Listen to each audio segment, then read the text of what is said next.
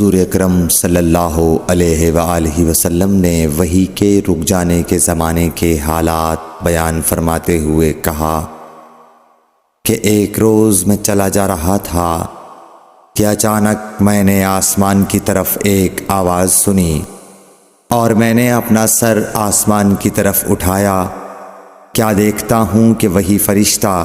جو میرے پاس غار حرا میں آیا تھا وہ آسمان و زمین کے بیچ میں ایک کرسی پر بیٹھا ہوا ہے۔ میں اس سے ڈر گیا اور گھر آنے پر میں نے پھر کمبل اوڑھنے کی خواہش ظاہر کی۔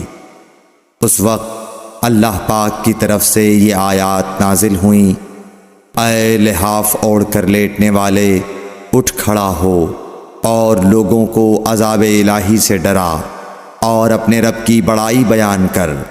اور اپنے کپڑوں کو پاک صاف